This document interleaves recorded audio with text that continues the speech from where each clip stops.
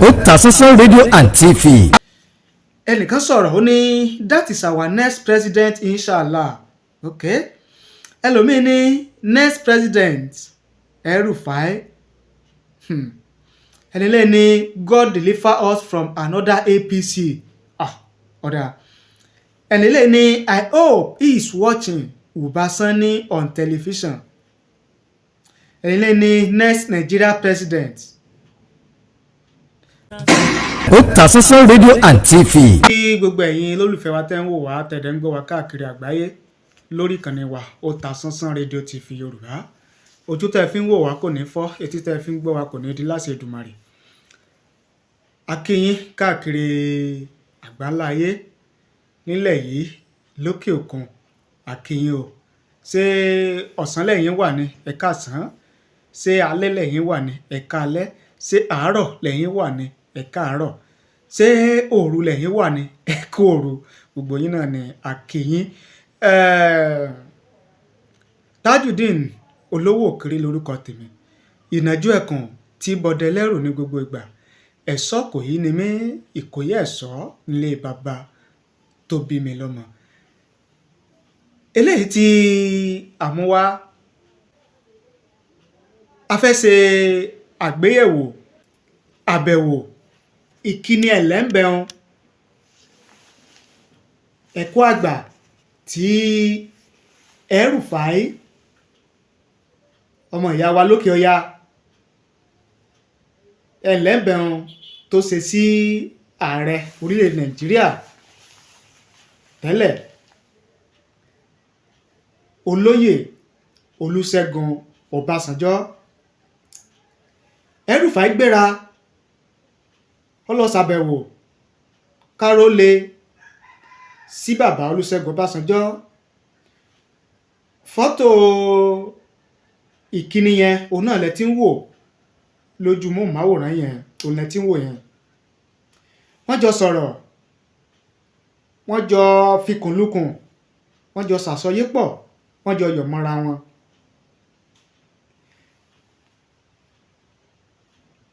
Àwọn kan ti wá ń sọ̀rọ̀, wọ́n ti ń sọ ìwòye wọn lórí bí ọmọ ìyá wa yìí El-Rufai bó ṣe ń pààrà ilẹ̀ Yorùbá lẹ́nu ọjọ́ mẹ́ta yìí. Lẹ́nu ọjọ́ mẹ́ta yìí ṣẹ̀ṣẹ̀ ní oṣù kejìlá yìí náà ni ó ní kábíyèsí ọba Àwùjalẹ̀ ti Ìjẹ̀bú Òde. Ó ní wọ́n fún El-Rufai ní oyè láàfin nílùú Ìjẹ̀bú. Wọ́n foyè dá lọ́lá pé ó tó bẹ́ẹ̀, ó kájú ẹ̀, ẹni rẹ̀ la fi joyè láwùjọ, máa bọ̀ wá gbóyè. Kábíyèsí wọ́n jáwé oyè, wọ́n já lé El-Rufai lórí. Àwọn èèyàn sọ̀rọ̀ nígbà náà. Lẹ́yìn èyí la tún wá gbọ́, la tún rí tí El-Rufai tó tún lọ ṣe àbẹ̀wò sí ààrẹ nígbà kan lórílẹ̀‐èdè Nàìjíríà olóyè Olúṣẹ́gun Ọbásanjọ́. Àwọn èèyàn ti wá ń sọ̀rọ̀, ìwòye àwọn èèyàn, èrò àwọn èèyàn òun náà ni àwa ní ká mú wá fún yín. Kí làwọn èèyàn ń sọ, kí ni wọ́n ń wí lórí eléyìí? Òun náà ni a ní ká mú wá fún yín kẹ́yìn náà kẹ́ ẹ gbọ́.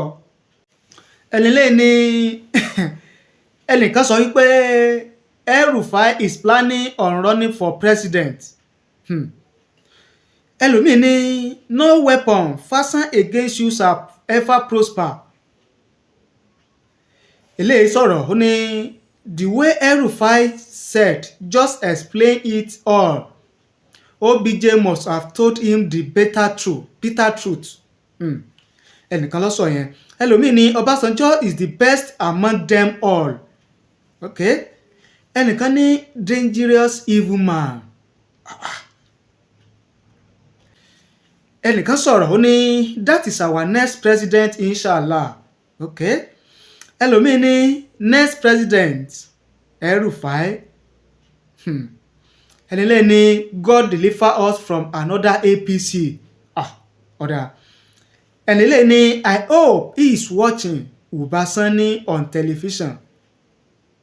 Ẹ̀nìlẹ̀ ni next Nigeria president. ok ẹnìkan tún sọ̀rọ̀ ó ní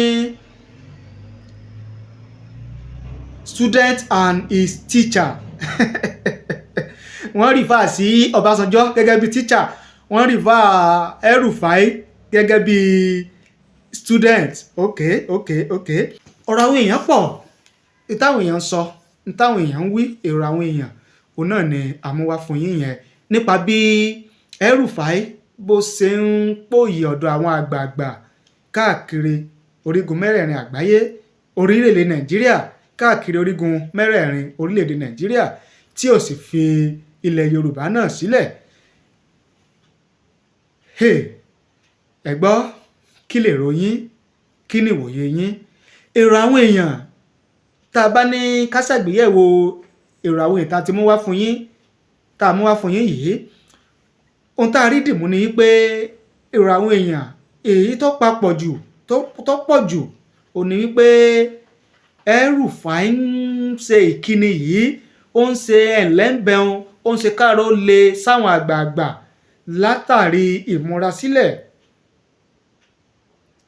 fún ètò ìdìbò ààrẹ lọ́dún 2027 wípé ó lè jẹ́ pé ó múra sílẹ̀ láti jẹ́ pé kó di ààyò fún àwọn àgbààgbà nínú òṣèlú nílẹ̀ Yorùbá àti lórí Nàìjíríà ni. ẹ gbọ́ kí lè rò tiyín, kí ni ìwòye tiyín, ẹ fi èrò tiyín, ẹ fi ìwòye tiyín, ẹ fi ránṣẹ́ sí wa nísàlẹ̀ fídíò yìí láàyè comment, á kà á sì gbéyẹ̀wò. ẹ ṣé bẹ́ẹ̀ ṣe ń wò wá o, ẹ ṣé bẹ́ẹ̀ ṣe ń gbọ́ wa níkànnì wa Otasansan rédíò TV Yorùbá. ojú tẹ́ fi ń wò wá kò ní fọ́, etí tẹ́ fi ń gbọ́ wa kò ní di láṣẹ Èdùmàrè. Tajudeen olówó òkiri náà lórúkọ tèmi, ìnàjú ẹkùn tí bọdẹ lẹ́rù ní gbogbo ìgbà, ẹ̀ṣọ́ kò yí ni mí, ìkòyí ẹ̀ṣọ́ nílé baba tó bí mi lọ́mọ. Thank you, God bless you.